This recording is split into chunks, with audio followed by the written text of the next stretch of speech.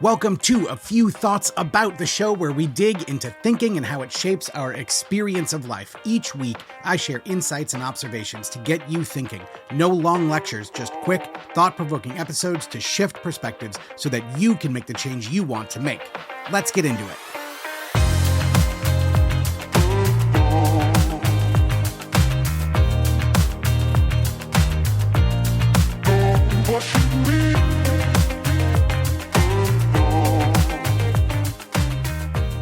Hey, before we get going, I want to extend an invitation to you. This series of podcasts I'm doing is actually for people who are supporting someone going through changing their relationship with alcohol.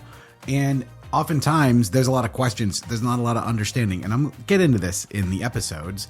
But if you want to get on my list, if you want to reach out to me because you have a specific question, if you want to book some time with me to talk about this, we can do that. Or if you'd like to be on my list so that when I do host groups to talk about it, then you can go to scottpenier.com/podcast right now. There is a place there where you can reach out to me. You can send me a message. Please do it. I know that it is difficult to be the person supporting someone going through this. I know that it can be confusing, and I want to do whatever I can to help make that less confusing and help you feel like you're contributing and working with them in a way that's good for both of you. So scottpenier.com/podcast. Reach out to me there. Let's start the show.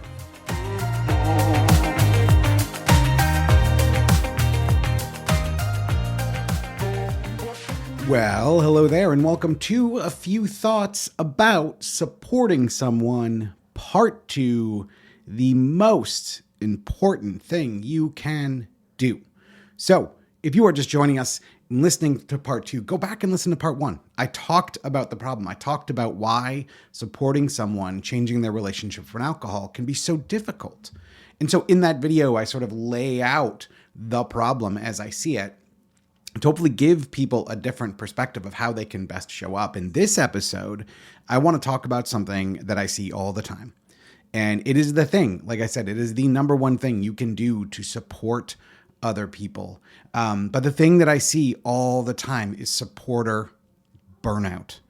I see people trying to show up for whoever it is in their life. Maybe it's a partner or a spouse. Maybe it's a sibling, a friend, a family member, whatever it is. I see people try to show up and then they slowly lose themselves, right? They try to show up and they try to help and they help from their perspective and they think what they're doing is helping. And then it feels like they're just giving and giving and giving. And there's so much emotion coming up from them, but they push that to the side, right? Because they're not the important one. They want to be there for the person who's suffering. And then they start to burn out. They start to feel like, I don't know what I'm going to do. And all types of emotions creep in. And there are a lot of very common things that pop up for people as they're going through this process, right? There's fear, there's worry, right? There's lack of patience. There's, like we talked about in the last episode, it doesn't make sense. And so we start to get frustrated, right? This is what happens over time. And so what happens when people get scared, what happens when people get angry, and what you as a supporter do with that energy, that's the most important thing in the process. The reality is you cannot show up for someone in a supportive way if you are all over the place, if you have a lot of emotion, right? If you have a dysregulated nervous system. A support person's emotional state is really important, right? When someone is resentful or anxious or hypervigilant or terrified, like what tends to happen in those conversations, they get sharper, right? Like patience starts to shrink. They start to monitor. Like I hear this all the time of people feeling like they're being watched all the time. And what starts driving the interaction it's no longer love. It's no longer support. It starts to become fear. And the reality is that the people we're trying to support, they're going to respond to that. They're going to respond to the emotional atmosphere of the whole thing, right? They will feel the anxiety and the fear and the anger. And this is often a difficult sticking point for support people because it feels like they want to do everything they can. They feel like they have done everything they can. And then it just feels like they're out of patience. They're out of support. And this is where conversations around how to be a best support person really make the most sense, because it's this space. It's this space of feeling burned out, of feeling overwhelmed, when we can really talk to the number one thing that people can do to help, which is taking care of themselves, which is dealing with that anger and frustration, which is doing things that help them feel better, whether it is talking to someone. I mentioned at the top of this episode, and it doesn't have to be me, but like, you can reach out to me. You can reach out to maybe friends and family. Maybe you're part of groups. There's people you can talk to through. So talking through this stuff, or working off the energy, going to the gym, making sure that you're calming yourself so that you can show up in the best possible way. And oftentimes what happens, and I see this a lot, is a support person wants to control the drinker at first, right? And this comes from a place, it feels like it comes from a loving place, but it often comes from a place of fear, right? We start to fear like we're losing them. We start to fear that they're going to do something damaging to themselves or others. And this fear can start to drive how we're showing up. And again, dealing with this fear becomes the main thing that you can do. If you can recognize that you have this fear, if you can talk through this fear, if you can work on this yourself, you show up in a calmer state. That has such an impact. And I think it's so easy for us to underestimate this. It's so easy for us to forget how impactful it can be if someone shows up grounded, especially if the person you're showing up for feels like they're drowning. Especially if the person you're showing up for feels like the ground is moving beneath their feet. If you show up steady and full of love, I can't even explain to you how good that feels. That's what happened for me. And it really was a signpost for me. And the reality is that like, you can't do this for them, right? So you, the support person, can't quit drinking for someone else. And we start to want to do that. We start to want to take away their pain, right? To be there. Or in some cases, it starts to feel like it's about us somehow. And we're like, well, they don't want to hang out with me, so I need to improve, or I need to do whatever. We start to take responsibility for that. And again, that is the fear. That is the frustration talking. And I'll refer again to my first episode of not understanding the problem. When that stuff comes up, instead of taking on that responsibility, we need to allow ourselves to process whatever those emotions are. This is not fun, right? Like, this can be a difficult process for support people. And I think being honest about that and processing that as we're going through it is the best thing we can do. Because at the end of the day, your life cannot become 100% about someone else's quitting drinking. And I see this a lot. Like, I'll talk to supporters and I'll see things like social life start to shrink, or like they don't, their hobbies aren't there as much anymore. They don't spend as much time on it. And like, generally joy starts to disappear, like our enjoyment of life starts to disappear. And I've heard, every day, instead of being like, what am I doing today? Or where am I getting from? The conversation starts to switch in our head to like, how are they doing? What's going on with them? And this is an understandable place to be, especially for the fact that like, we love the people that are going through this. But at the end of the day, our focus cannot solely be about someone else. It's got to be on our own feelings. It's got to be on the way we're showing up.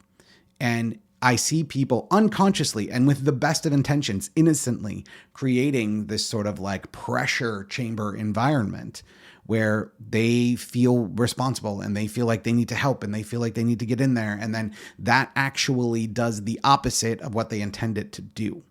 That like the fear and intensity with which they show up to the situation actually tends to be something that pushes a drinker toward drinking. And we're going to get to more of this on the next episode. But like that methodology, that idea that like we need to make it happen, that energy can actually be incredibly triggering for the person who's drinking. And this is frustrating, to say the least.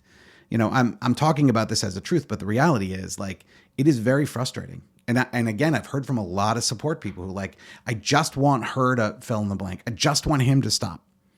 And while that is understandable, understanding what we actually control is the key thing here.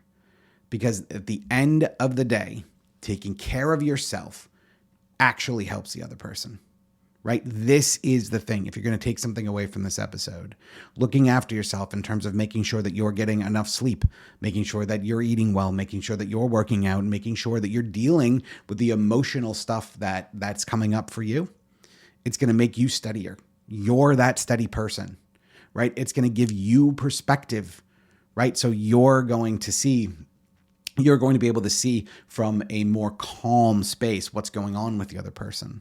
It's going to stop the sort of wild swings of emotion that can happen, right? It's going to stop some of the thinking around, oh man, like he's just doing this to get away from me. Or if she really loved me, she'd quit. It's in this stuff, when we start to look at it, we start to recognize this is coming from fear. If we're dealing with this fear, it makes such a big difference. And so you taking care of yourself helps you respond instead of react, right? It makes that other person, that person you're trying to support, feel safer. And it is a way to show a steadiness that allows that person some space to breathe, some space to work through this process. And honestly, I've seen this over and over, that the supporter being in this frame of mind can significantly impact the journey. Now, I'm going to underline again, it is fully on the person you're supporting to make the change, right? You can't do it for them, but you showing up in a steady way can change the way it feels for everybody involved. Everybody involved. And so a few more points before I wrap it up. First of all, I want to talk very specifically about what I mean about taking care of yourself. Right? So we talked about sleep, we talked about food, but this also involves things like spending time with friends. This involves things like maybe going to therapy and talking about this, and things like having boundaries with the person you're supporting. There's that sort of work. There's stuff around taking breaks mentally, like allowing yourself to put down this concern for a little bit.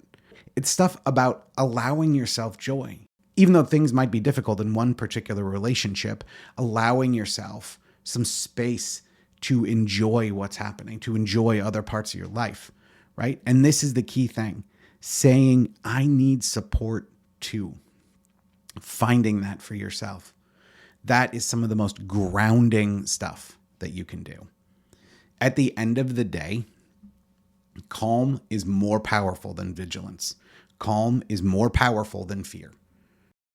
It allows the other person to let go a little bit and have that space to explore. And again, we'll talk about this in the next episode, but the next piece of this is letting the process unfold for the other person and how you can show up. But if you show up in a grounded way, it allows that person to work through the process in what feels like a safe way. At the end of the day, you showing up grounded, you showing up solid, that's the thing that makes all the difference. And yeah, like you can't quit drinking for them. But when supporters reach out to me and they say, Scott, what can I do? What is the number one thing I can do to help someone? You know, my husband is really struggling, or my wife is really struggling, or my sister, or my friend. I always go to this. Take care of yourself. Let yourself become that grounded person. Manage the emotions that are coming up for you and take on the mantle of being the grounded person.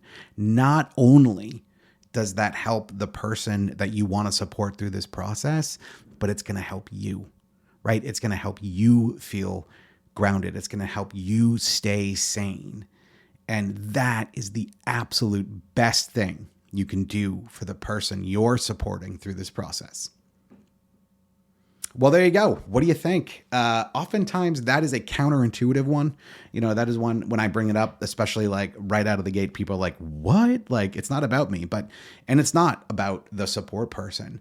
But if you look at how you're showing up, it can make such a massive difference. So tell me what you think. Go to scottpenier.com/podcast. You can send me an email there. I would love to hear it. And don't forget, I do offer, if you want to book some time with me and talk about this, you can email me there and we can talk about that. I will also occasionally run groups. So if you would like to be like that, please send me a message, tell me that, and I'll get you on the list for the next time I run one. Thanks so much for hanging out with me, and I'll be back again next week.